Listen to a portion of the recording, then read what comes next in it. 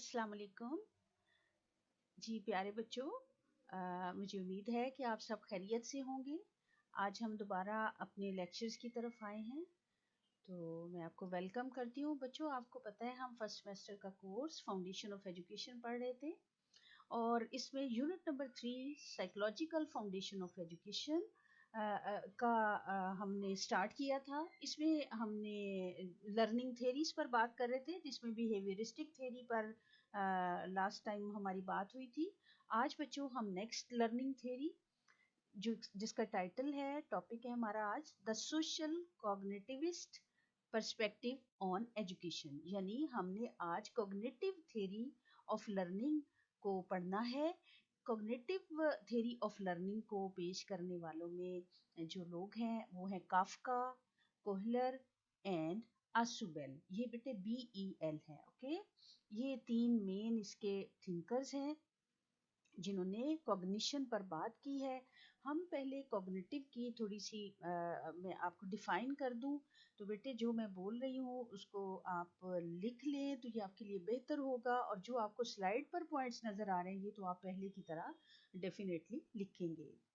तो cognitive theory की हम बात जब करते हैं तो हमारे लिए कॉग्निशन के कॉन्सेप्ट को समझना बहुत ज़रूरी है। तो बच्चों, कॉग्निशन एक ऐसी टर्म है जो कि डिस्क्राइब करती है तमाम मेंटल प्रोसेसेस को, यानी हमारे जितने भी ज़हनी अमाल होते हैं, ज़हनी अफ़ाल होते हैं, वो मेंटल प्रोसेसेस कहलाते हैं। वो कौन कौन से हैं? आप नॉर्मली तो आप सब जानते हैं कि सोचना, गौर करना, किसी चीज़ को मुकम्मल तौर पर उसका इदराक करना, जिसको कि हम परसेप्शन कहते हैं, और फिर हमारी अंडरस्टैंडिंग होती है। हम किसी जैसे अभी आप मेरा लेक्चर सुन रहे हैं, तो जितनी ज़्यादा आपकी तवज्जो होगी, अटेंशन होगी, उतना ही आपकी परसेप्शन जो है वो बढ़ेगी कि जो इन्फॉर्मेशन आप सुन रहे हैं, देख रहे हैं, उसको राइट डाउन कर रहे हैं, और फिर मैं जैसे एक्सप्लेन करूँगी आप उसको उसकी परसेप्शन, उसका इदराक आपको होता जाएगा, और फिर आपकी थिंकिंग उससे मैच्योर होगी, और इस तरह वो आपकी मेमोरी में महफूज हो जाएगी। तो ये तमाम प्रोसेसेस जो हैं ये मेंटल प्रोसेसेस कहलाते हैं। तो इस तरह बच्चों को इस बात को जब हम डिफाइन करते हुए अंग्रेजी में बात करेंगे तो वो यूं होगी कि cognition is a term used to describe all mental processes. और वो कौन सी मेंटल प्रोसेसेस हैं? They are attention, perception, memory, thinking and judgment। जैसा कि अभी मैंने आपको बताया, तो ये जो है ये हमारे मेंटल प्रोसेसेस हैं। तो जितने भी बच्चों कॉग्निटिव साइकोलॉजिस्ट हैं वो मोस्टली फोकस करते हैं थिंकिंग पर। वो कहते हैं कि थिंकिंग का बहुत बड़ा रोल है, एक मेन रोल प्ले करती है थिंकिंग प्रोसेस लर्निंग में। तो इसलिए वो कहते हैं कि जैसे अगर ये देखा जाए कि हाउ पीपल लर्न, जो बिहेवियरिस्टिक का एक कहना है कि हाउ पीपल लर्न, वो इस पर बात करते हैं। उसके मुकाबले में कॉग्निटिविस्ट जो हैं वो कहते हैं हाउ पीपल थिंक। ठीक है, देखिए लर्न और थिंक में दोनों के अंदर ये फ़र्क है। तो वो ये कहते हैं कि सोचने का जो प्रोसेस है उसकी बुनियाद पर फ़र्द के अदराक में, यानी उसकी परसेप्शन में बेहतरी आती है। उसका अटेंशन स्पैन और उसका अटेंशन साइकिल जितना मजबूत होगा, उतनी ज़्यादा उसकी मेमोरी में न्यू इन्फॉर्मेशन जो है वो ग्रो करती है, और फिर उसकी बिना पर वो थिंकिंग और जजमेंट के काबिल हो जाता है। तो इनके नज़दीक कॉग्निटिविस्ट थेरी पेश करने वालों के ख्याल में थिंकिंग प्रोसेस जो है वो लर्निंग प्रोसेस है। इसी तरह बेटे ये अगर हम इनकी देखें according to cognitive development explanation of learning, तो इसमें ये बात आएगी कि people learn when they periodically change their thinking and understanding. यानी जब लोग पीरियोडिकली से मुराद ये है कि जैसे एक फर्द बचपन से लेकर आगे अपने ग्रोन अप पीरियड तक वो उसके अंदर जो चेंजेस आते हैं वो उसकी थिंकिंग में और अंडरस्टैंडिंग में जब चेंजेस आते हैं तो लर्निंग तब वकूअ पजीर होती है। Children constantly acquire knowledge by comparing their internal understandings with external evidence from the environment and revise their understanding accordingly.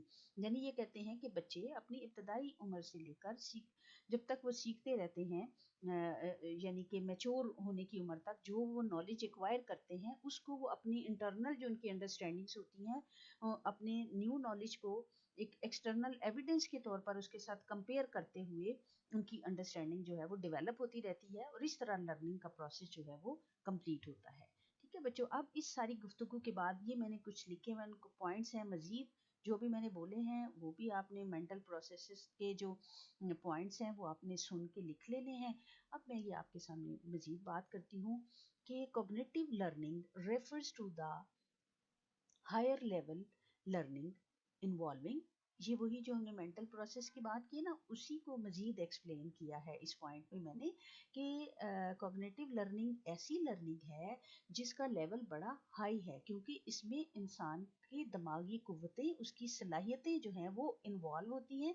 तो इंसान की वो दिमागी सलाहियतें थिंकिंग है, नोइंग है, अंडरस्टैंडिंग है एंड देन एंटीसिपेशन है। बच्चों एंटीसिपेशन कहते हैं कि जब हम किसी चीज़ को जान लेते हैं, उसका परसेप्शन हो जाता है, उसको जज कर लेते हैं, थिंक आउट करते हैं, तो फिर हमारे अंदर हमारी मेमोरी में एक अंडरस्टैंडिंग डेवलप हो जाती है। उसकी बुनियाद पर हम नताइज को अखज़ करते हैं, नताइज का अंदाज़ा लगा लेते हैं और इस तरह हम नए नज़रियात और तसव्वुरात कायम भी कर लेते हैं और उनको अप्लाई करने के भी काबिल हो जाते हैं। तो इस प्रोसेस को एंटीसिपेशन का प्रोसेस कहते हैं।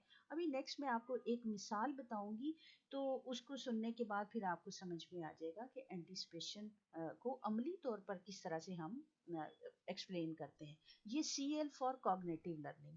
Cognitive learning is a learning model which claims that the behavior of a person is affected by the changes in person's thinking and knowledge। यानी कॉग्निटिविस्ट कहते हैं कि एक फर्द का जो बिहेवियर होता है उस कॉग्निटिव थ्योरी या अप्रोच के मुताबिक ये ऐसा लर्निंग मॉडल है जिसमें फर्द का बिहेवियर इफेक्ट होता है किन चीज़ों से, जब चेंज आता है एक फर्द की थिंकिंग में और उसके नॉलेज में। यानी जो कुछ भी इंसान सीखता है न्यू नॉलेज, जब वो उस पर थिंक आउट करने की एबिलिटी के साथ उस न्यू नॉलेज को एक्सेप्ट करता है तो फिर उसके बिहेवियर में चेंज आता है। यानी ज़हनी अमाल में तब्दीली से ही फ़र्द के ज़ाहरी किरदार में तब्दीली आती है और इसी से उसकी लर्निंग जो है वो कंप्लीट होती है। ये बेटे अब इस कॉग्निटिव थ्योरी को डिफाइन करने के बाद हम इसके सिग्निफिकेंट पॉइंट्स को देखते हैं।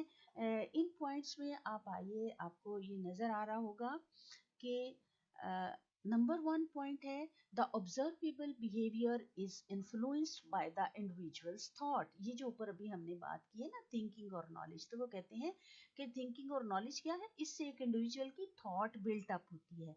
तो ये थॉट जो उसकी बिल्ट अप कैसे होती है, किससे असर लेती है, इन्फ्लुएंस होती है जो कुछ वो सोचता है, जज करता है, मेमोराइज करता है, अंडरस्टैंड करता है और इसे फिर वो एंटीसिपेशन की स्टेज पर आ जाता है। और वो एंटीसिपेशन कहाँ शो होती है, वो उस इंडिविजुअल के ऑब्जर्वेबल बिहेवियर में यानी उसके ज़ाहरी अमाल में जिसको हम मुशाहिदा कर सकते हैं। नंबर 2 है learning is an inner process. यानी कॉग्निटिव थ्योरी ज़ाहिर है ये मेंटल प्रोसेस पर बात करते हैं, तो मेंटल प्रोसेस इनर प्रोसेस होता है, तो इसलिए कहते हैं कि लर्निंग इनर प्रोसेस है and observable acts are the reflection of learning. लिहाजा ये जो इनर प्रोसेस है इससे जो लर्निंग होती है वो जाहिर कैसे होती है, रिफ्लेक्ट होती है ऑब्जर्वेबल एक्ट से। अब देखिए इसीलिए जो फर्द सही मानों में तहजीब याफ्ता होता है, उसके पास नॉलेज होता है, उसके किरदार के अंदर ऐसी खसूसियात और ऐसी ऑब्जर्वेबल एक्शंस हमें नज़र आते हैं, उसके अंदाज़े गुफ्तगू, उसका लबो लहजा, उसके अल्फाज का चुनाव, उसका मुख्तलिफ मौक़े पर रिएक्शन, किस तरह वो रिएक्ट करता है, खुशी में, गुस्से में, जहाँ पर उसने तनकीद करनी होती है, जहाँ उसने अपने पॉइंट ऑफ व्यू को बयान करना, तो ये तमाम हमारे ऑब्जर्वेबल एक्ट्स होते हैं। तो इससे कॉग्निटिव प्रोसेस जो है उसका इजहार होता है। नंबर 3 पॉइंट है द ह्यूमन इनर फैकल्टीज कौन सी इनर फैकल्टीज हैं जिनका ऊपर हम जिक्र भी कर चुके हैं, और वो इनर फैकल्टीज कैसे शो होती हैं? एक फर्द के, ह्यूमन बीइंग के एप्टीट्यूड से, एप्टीट्यूड जिसको आप उर्दू में रुझान कहते हैं, उसका मिलाने तबा जो होता है, एंड बिलीव्स जो उसके अकायद, नज़रियात, तसव्वुरात वो मुख्तलिफ चीज़ों के बारे में कायम करता है, उसकी पसंद नापसंद जो होती है वो भी इसमें काउंट करती है। तो उसके एप्टीट्यूड और बिलीव्स में जो है ये उसकी inner faculties play a significant role in the selection of stimuli. Stimuli हम पिछले बिहेवियरिस्टिक थ्योरी के दौरान मैंने आपको इसका बताया था। स्टिमुलस कहते हैं जो मुहीज होता है, यानी जिससे हमारे अंदर हिजान पैदा होता है, जिस चीज़ से, वाक़े से हमारे अंदर कुछ करने का की तहरीक पैदा होती है, उसको स्टिमुलस कहते हैं। और जिस तहरीक की बुनियाद पर हम रिस्पॉन्ड करते हैं, यानी हमारे अंदर रद्द अमल पैदा होता है। तो वो कह रहे हैं कि सिलेक्शन ऑफ स्टिमुलाई जो है कि हम किस चीज़ से असर कबूल करते हैं, इसका ताल्लुक हमारी इनर फैकल्टीज़ के साथ होता है, कि हमारी थिंकिंग अप्रोचेस के साथ होता है, हमारा एप्टीट्यूड होता है, जिससे हम बचपन से लेकर आज तक हम जहाँ पर पहुँचे। आप देखें ना, वैसे हम नॉर्मली यहाँ आपको लोग बड़े मुस्कुराते हुए, बड़े खुश अखलाक महसूस होंगे, लेकिन किसी मखसूस सिचुएशन में जब वो आते हैं तो फिर वो उस वक्त किस तरह बिहेव करते हैं, किस तरह रिएक्ट करते हैं, रीजनेबल वे में करते हैं या आपे से बाहर हो जाते हैं, तो ये उनके एप्टीट्यूड है, ये उनके इनर फैकल्टीज हैं कि जो जिस तरह ग्रूम हुई हैं उसी तरह वो रिएक्ट करते हैं। लिहाजा सिलेक्शन ऑफ स्टिमुलाई पर डिपेंड करते हैं इनर फैकल्टीज का रिएक्शन। नंबर 4 पॉइंट है the individual relates himself with the environmental stimuli in conformity with his mental abilities. ये जो बात है ना कि सिलेक्शन ऑफ स्टिमुलाई यानी किस चीज़ से वो उसके अंदर तहरीक पैदा होती है कि वो कुछ नया सीखता है, उसको अंडरस्टैंड करता है और मेंटल प्रोसेस के तहत उस पर कंप्रीहेंड करता है। तो इसमें वो ये पॉइंट ये बताता है कि एक इंडिविजुअल खुद को एनवायरनमेंट के अंदर जो स्टिमुलाई होता है उससे कैसे वो मुतासिर होता है, उससे वो इस तरह मुतासिर होता है कि वो जो उसकी मेंटल एबिलिटीज के साथ कंफर्म होते हैं, रिलेट कर रहे होते हैं, उन मेंटल एबिलिटीज के मुताबिक जो एनवायरनमेंट में चीज़ें होती हैं, स्टिमुलाई होता है, उसका वो असर कबूल करता है। यानी इंसान की जैसी सोच होती है, जैसा उसकी अप्रोचेस होती हैं, उसके मुताबिक वो माहौल से असर कबूल करता है। नंबर 5 पॉइंट है the individual pays attention to only those stimuli which aid in the acquisition of goals. इसमें अब लर्निंग प्रोसेस में ये पॉइंट बहुत अहम है कि एक इंडिविजुअल किस किस चीज़ों पर, किस स्टिमुलाई पर अपनी अटेंशन पे करता है, अपनी अटेंशन को मरकूज करता है, तवज्जो को उस पर जो उसके गोल्स हैं ना, एक्विजिशन ऑफ गोल्स, जो उसके मकासिद हैं, उन मकासिद को जो एड फ्राहम करता है, जो सपोर्ट फ्राहम करते हैं, उन स्टिमुलाई को वो तवज्जो देता है। तो ये एक ज़हनी सरगर्मी है। इसलिए बच्चों, जैसे आप लोग एक स्टूडेंट हैं, तो एक स्टूडेंट के जो गोल्स हैं, तो वो जैसे अगर स्टिमुलाई है, आपके एग्ज़ाम भी आ गए हैं और कोई आपकी फैमिली में शादी आ गई है, कोई तकरीब आ गई है, तो आप वो स्टिमुलाई है ना, तो लेकिन आपके गोल्स के साथ को सपोर्ट कौन सा करता है स्टिमुलाई? एग्जामिनेशन और preparation for the of the examination और असाइनमेंट्स की कंप्लीशन और रेगुलर क्लासेस को अटेंड करना। तो आप इस स्टिमुलाई को जो है वो अडॉप्ट करेंगे, उसको अटेंशन पे करेंगे, क्योंकि वो आपकी एक्विजिशन ऑफ गोल्स के लिए वो सपोर्ट प्रोवाइड करती है, उसके लिए वो एक अहम हैसियत रखती है। तो आप दीगर स्टिमुलाई जो हैं उनको फॉर द टाइम बीइंग आप उनको पोस्टपोन कर देंगे, और आपको 2 में जब सिलेक्शन करनी पड़ेगी तो आप अपने एग्जाम को प्रेफर करेंगे और ख़ानदान में होने वाली उस तकरीब को आप अटेंड नहीं करेंगे। तो इसलिए बच्चों, ये कॉग्निटिव इसलिए कहते हैं कि इंसान अपने गोल्स को जिस तरह उसकी थिंकिंग को डेवलप किया जाता है, उसके लिए उसको उसकी थिंकिंग थॉट प्रोसेस को अगर प्रोवोक कर दिया जाए, तो इससे वो बेहतर चॉइसेस करने के काबिल हो जाता है। ओके, अब बेटे हम बात करते हैं कि काफ्का, कोहलर और अशुबेल ने कौन कौन सी कॉग्निटिव थ्योरी अपने अपने हिसाब से अपनी उसके लिए पेश की हैं, और उन सब का मजमुआ एक कॉग्निटिविस्ट अप्रोचेस की सूरत में सामने आता है। तो वो 3 हैं, वो मैं यहाँ पर बोल्ड फॉन्ट में मैंने लिखी हैं, इनको मैं थोड़ा थोड़ा ब्रीफ करती जाती हूँ, तो आप इनको समझ भी लें और आप इनको राइट डाउन भी कर लें। नंबर 1 है गेस्टाल्ट लर्निंग थ्योरी।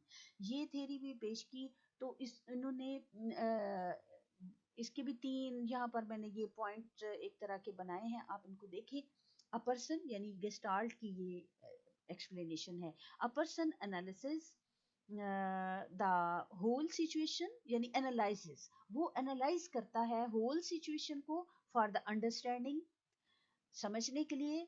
देन क्या करता है, and solution of new problem, यानी वो होल सिचुएशन को ओवरऑल उसका ओवरव्यू करता है, उसको अंडरस्टैंड करने के लिए, और फिर जब उसकी अंडरस्टैंडिंग ओवरव्यू से बिल्टअप होती है, तो उससे वो न्यू प्रॉब्लम्स के सोल्यूशन निकालने के काबिल हो जाता है, एंड देन रिस्पॉन्ड्स अप्रोप्रिएटली, और फिर उसके मुताबिक वो एंटीसिपेशन के प्रोसेस पर या स्टेज पर आता है। उसके मुताबिक वो अप्रोप्रिएटली यानी मुनासिब या मौजू जो तरीके हैं उनसे रिस्पॉन्ड करता है। ये तीनों इन पे बात कर ले, फिर मैं आपको एक मिसाल बताऊंगी, फिर आपको ये मजीद क्लियर हो जाएगा। नंबर 2 है इनसाइट लर्निंग थ्योरी। इनसाइट बच्चों कहते हैं बसीरत को। आपको पता है हम कॉग्निटिव थ्योरी पर बात कर रहे हैं। कॉग्निटिव थ्योरी की कॉग्निशन की टर्म जो है ये मेंटल प्रोसेसेस हैं, वो ऊपर हम बात कर चुके हैं। तो उससे वो मेंटल प्रोसेस से इनसाइट बसीरत इंसान की जो का तअक्कुल होता है, उसकी जो सोच विचार और उसकी बुनियाद पर वो कोई नतीजा अखज़ करता है, तो ये बसीरत पर मबनी थ्योरी। आपने बच्चों इंटर पार्ट 1 की एजुकेशन अगर पढ़ी हुई है, तो उसमें आपने ताल्लुम वाला चैप्टर पढ़ा होगा, उसमें ताल्लुम बजरिया बसीरत और उसके स्टेप्स आपने देखे होंगे, वो कॉग्निटिव थ्योरी से रिलेटेड वो है। ठीक है, तो ये उसी को यहाँ पर मैंने ब्रीफली आपके लिए यहाँ पॉइंट्स लिखे हैं।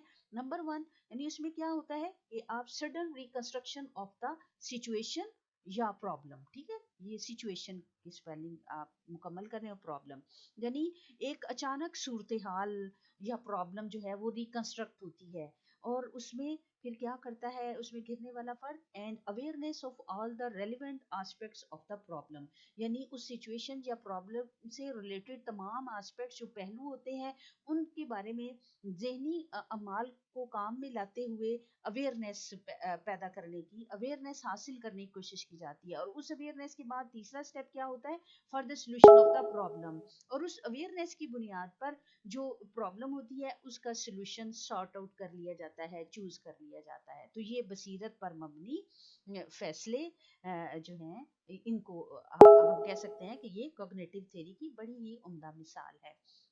नंबर 3 है information processing learning. Information processing learning से मुराद बच्चों ये है कि ये एक ऐसा इसमें क्या होता है, इसमें students learn best when they relate new knowledge with what they already know, यानी इसमें ये है कि बच्चे जो पहले जानते होते हैं उसके साथ न्यू नॉलेज को जब रिलेट करके उन्हें पढ़ाया जाता है तो वो बड़ी बेस्ट लर्निंग होती है। यानी पहले की इन्फॉर्मेशन को न्यू इन्फॉर्मेशन के साथ प्रोसेस किया जाता है, लिंक अप किया जाता है, रिलेट किया जाता है। तो इस तरह से, तो ये एक तरह का यूं समझे जैसे इसकी जो मिथ है, नजरिया है, वो ये है कि information processing as a learning and memory function, यानी इसमें ये देखा जाता है कि लर्निंग कैसे होती है और मेमोरी किस तरह फंक्शन करती है, किस तरह न्यू नॉलेज को प्रीवियस नॉलेज के साथ जैसे कंप्यूटर प्रोग्रामिंग होती है ना उस तरह। तो इसलिए लर्निंग टेकिंग प्लेस, ये कहते हैं कि कितनी स्टेजेस में, 6 स्टेजेस में, जैसे कि कंप्यूटर में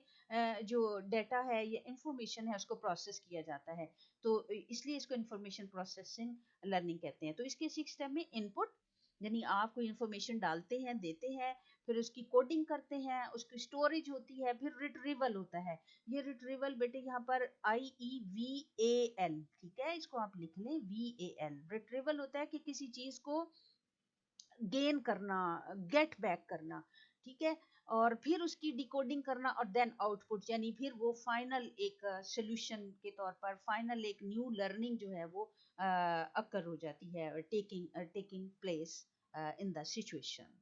तो बच्चों इसमें क्या होता है कि हम किस तरह उसको इंफॉर्मेशन को प्रोसेस करते हैं। तो इसमें बेसिकली इंफॉर्मेशन प्रोसेसिंग में क्या है, चीफ कंसर्न इसका है कि हाउ ह्यूमन मेमोरी वर्क्स, कि इंसान की जो यादाश्त है वो किस तरह वर्क करती है, कि हम कब उस चीज़ को रिकॉल करते हैं, उसकी रिटेंशन होती है। तो इसमें बच्चों attention is necessary condition for information processing and learning. ठीक है, इस सेंटेंस को आप लिख लीजिए। मैं रिपीट कर देती हूँ कि इंफॉर्मेशन प्रोसेसिंग लर्निंग में अटेंशन यानी तवज्जो, ATTENTION, attention is necessary condition for information processing and learning, यानी तवज्जो के साथ इसमें काम करने की बात की जाती है। तो ये बेटे हमारा ये एक स्लाइड हमारी आज ये मुकम्मल हुई है इसकी। और अभी बेटे मैंने आपकी सहूलत के लिए ये आपकी जो बुक है, जो आपको मैंने एक नोट्स हमने फोटोकॉपी कराए थे ना वो जो किताब में से, तो वो आपको दी हुई है। तो ये आपको पेज नंबर नजर आ रहा होगा, ये पेज नंबर 59 और पेज नंबर 60 है इसके आगे। वो मैंने उनकी ये पिक्चर जहाँ बनाई आपको ये आपके सामने प्रेजेंट की है, कि आप इसकी मदद से भी देख सकते हैं। अदरवाइज जो स्लाइड मैंने आपके साथ डिस्कस किया है वो मैंने कुछ मुताला करने के बाद पॉइंट्स निकाले हैं, ताकि आपको उनको समझने में, उसको राइट डाउन करने में आसानी रहे। तो इस तरह उनको देख ले। जी बेटे अभी इसको मैं जरा, ये बोल्ड हो गई है, आप इसको देख लें कि इसमें है making learning relevant activating prior knowledge. इसको मैंने ये अंडरलाइन किया हुआ है, इसको आप खुद से पढ़ें और इन पॉइंट्स को भी आप ये जो है देख लें।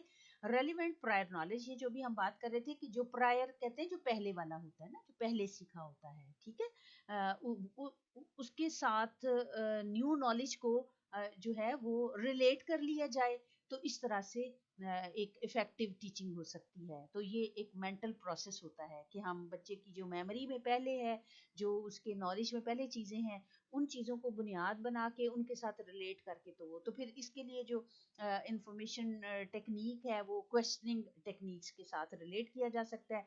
तो ये 8 इंस्ट्रक्शनल, यानी ये जो आपकी बुक में ये पॉइंट्स है ना, इनको भी आप पढ़ें, याद करें। तो इसका ये कि टीचर किस तरह से इसको रिलेट करता है, जो हमने पहली स्लाइड में डिस्कशन की, अब हम बात करें कि क्लासरूम लेवल पर टीचर कैसे रिलेट करेगा। तो इससे पहले बच्चों मैं आपको एक मिसाल जरा सुना लूं जल्दी जल्दी। इसकी मिसाल जो है कि आप एक ताला है और आपको कोई 50-60 चाबियों वाला गुच्छा है, वो दिया जाता है कि जी आप इस ताले को खोलें। तो अब अगर आप तो वैसे करेंगे तो आपको सुबह से शाम हो जाएगी, 50-60 चाबियां आप ट्राई करें, फिर कोई एक चाबी होगी जिससे ताला खुलेगा। तो लेकिन हम कॉग्निटिव थेरी की अप्रोच के साथ जब इसको बयान करेंगे या मसले का हल निकालेंगे, तो ये है कि हम देखेंगे कि उस ताले की साख्त क्या है, वो किस चाइना का बना हुआ है, देसी साख्त का है, किस तरह का है, और फिर उसके साइज क्या है, वो दरमियाने साइज का है, छोटा है या बड़ा ताला है। तो इस तरह हम उसकी साइज और साख्त को पहले उसको देखेंगे, ठीक है ना, अपनी मेंटल प्रोसेस थिंकिंग करेंगे, उस पर नोइंग होगी कि ये क्या है, और इस थिंकिंग और नोइंग की बिना पर अंडरस्टैंड कर लेंगे, अच्छा जी ये दरमियाने दर्जे का ताला है, ये चाइना का बना हुआ ताला है। अब हमें पता है, पहले हमारा इन्फॉर्मेशन है कि चाइना का ताला ऐसा ऐसी शेप का होता है, फिर उसके साइज का हमें पता है, फिर हम उस शेप की चाबियां गुच्छे में से देखेंगे, और फिर बड़ी छोटी सबको इग्नोर कर देंगे, सिर्फ उस ताले के साइज की यानी दरमियाने साइज की चाबियों को सिलेक्ट करेंगे। तो इस तरह वो 50-60 चाबियों का, जिसमें कि पुराने और मुख्तलिफ शेप्स के तालों की चाबियां हैं, तो हम उससे मैच करती हुई चाबियां, यानी ये हमने वो जो स्लाइड में ऊपर हमने बात की थी ना एंटीसिपेशन, तो हम उसके एंटीसिपेशन के थिंकिंग नोइंग और अंडरस्टैंडिंग के बाद एंटीसिपेट करेंगे कि हम उस ताले के साइज वाली चाबियां, जो हो सकता है 4 या 5 हो, वो सिलेक्ट करेंगे और उनको लगाएंगे, तो हो सकता है दूसरी या तीसरी चाबी से या मे बी पहली चाबी से ही वो खुल जाए। तो इस तरह हमने कम वक्त में अपनी बसीरत को, कॉग्निशन को इस्तेमाल करते हुए मसले का हल निकाल लिया।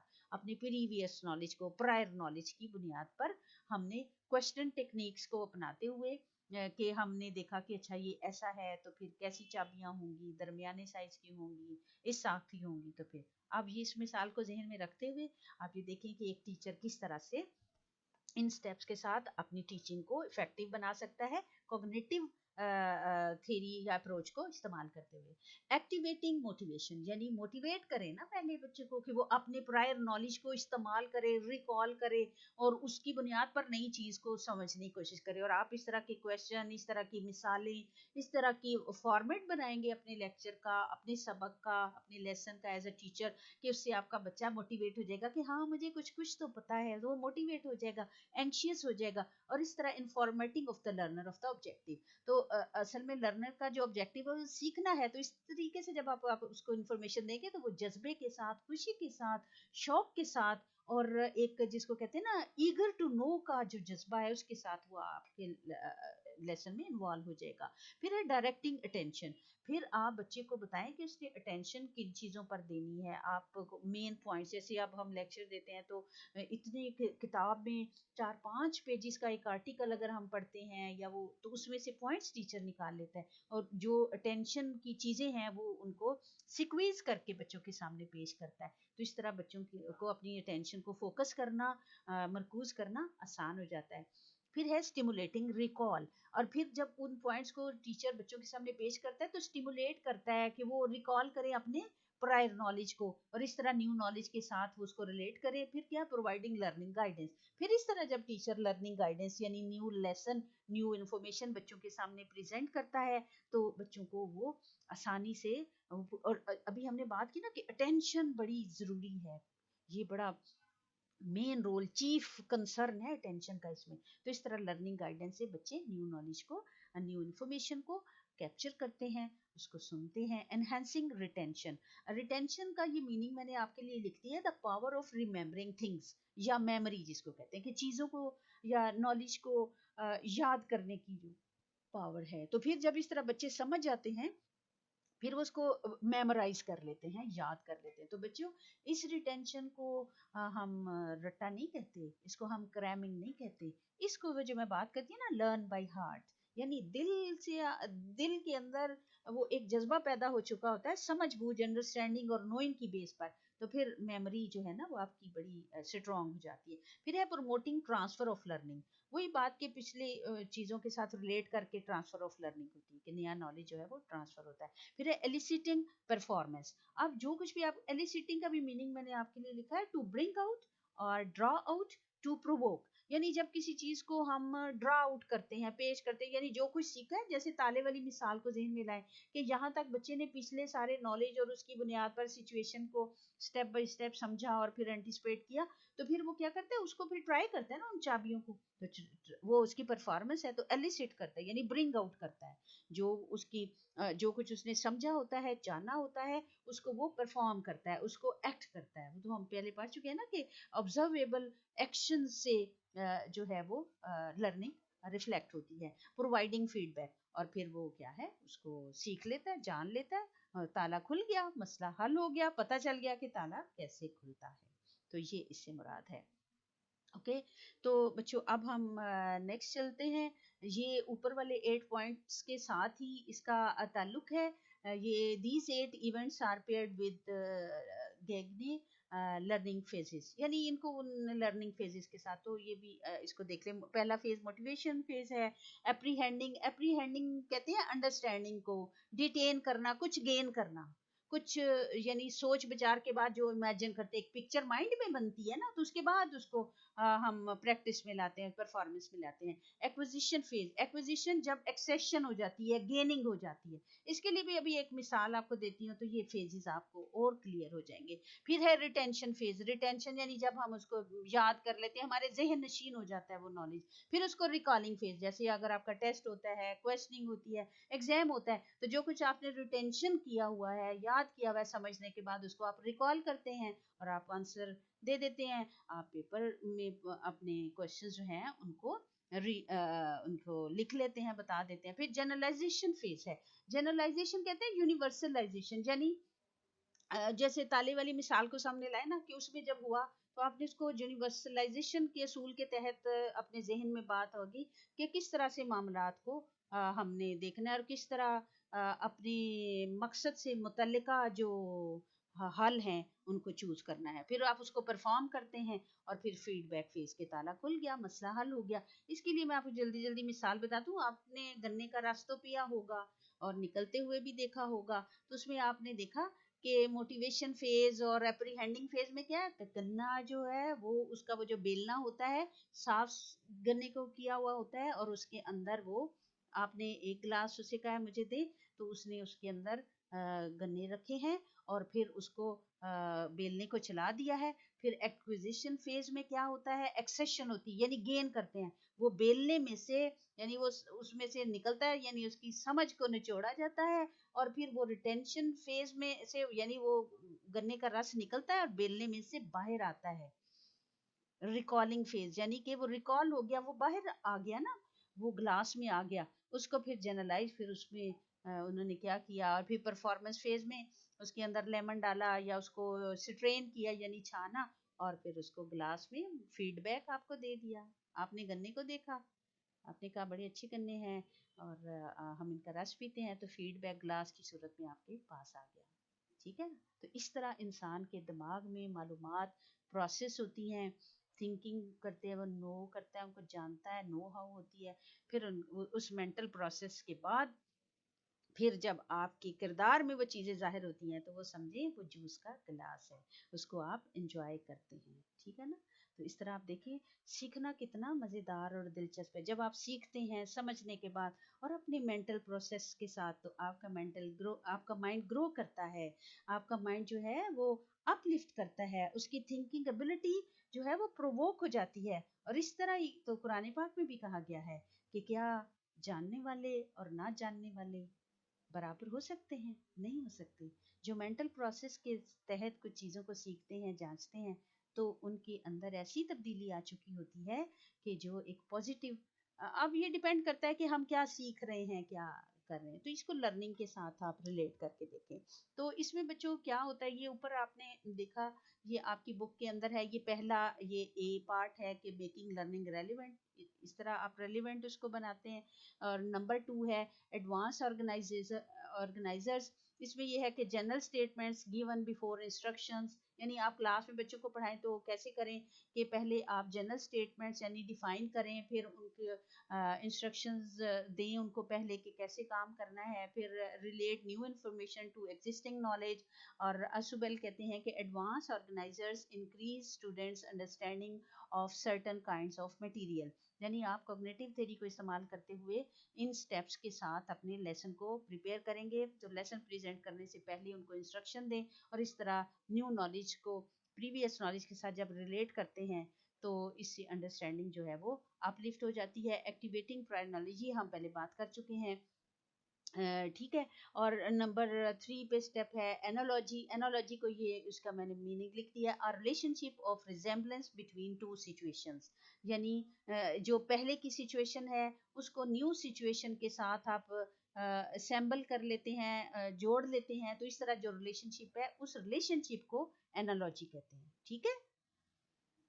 तो analogies like advanced organizers can contribute in developing understanding of the student, यानी आप पहले के नॉलेज को न्यू नॉलेज के साथ जब असेंबल करते हैं तो इससे स्टूडेंट की अंडरस्टैंडिंग जो है न्यू सिचुएशन न्यू लर्निंग के लिए वो डेवलप हो जाती है। तो इस तरह analogies work best when they are most different from the process being explain just an astonishing result, यानी वो ये कह रहे हैं कि एनालॉजीज वहाँ काम करती हैं जहाँ दो डिफरेंट सिचुएशंस होती हैं, और उन डिफरेंट सिचुएशंस को कहीं पर हम जब एक्सप्लेन करते हुए उनमें एनालॉजी को यूज करते हैं तो बड़े एस्टोनिशिंग यानी हैरान कुन नताइज सामने आते हैं। सीखने का अमल जो है वो बड़ा मैच्योरली मैच्योर हो जाता है, और इस तरह फर्द न्यू नॉलेज को सीख जाता है। ओके जी बच्चे, अब ये इससे नेक्स्ट वाला पेज है, उस पे भी आप देख लें। मैंने आपकी आसानी के लिए कुछ चीज़ें अंडरलाइन कर दी हैं। फेमिलियर टू द लर्नर, यानी इससे लर्नर जो हैं वो फेमिलियर हो जाते हैं और इस तरह वो सीख लेते हैं। नंबर 4 है एलेबोरेशंस। एलेबोरेशन कहते हैं बच्चों प्रोसेस ऑफ थिंकिंग को, ठीक है। प्रोसेस ऑफ थिंकिंग को के लिए जो टर्म यूज होती है वो क्या है, एलेबोरेशन। तो ये इसमें किस चीज के बारे में एलेबोरेशन या thinking, material to be learned in a way that connects the materials to information और ideas already in the learner's mind. कोई बात कि जो लर्नर के माइंड में पहले आइडियाज होते हैं, इंफॉर्मेशन होती हैं, उसको कनेक्ट किया जाता है जो कि हम नया पढ़ रहे हैं, और ये प्रोसेस ऑफ थिंकिंग है। यानी कनेक्ट करने का प्रोसेस क्या है, इसको थिंकिंग प्रोसेस कहते हैं। और इस कनेक्शन को क्या हम कहेंगे, एलेबोरेशन। कनेक्ट करके सोचने का, गौर करने का जो अमल है, जानने का अमल है, कनेक्ट करके चीजों को, उसको क्या कहते हैं, एलेबोरेशन। यानी हम एलेबोरेट करते हैं, उसकी वजाहत करते हैं रेफरेंस देके, ठीक है।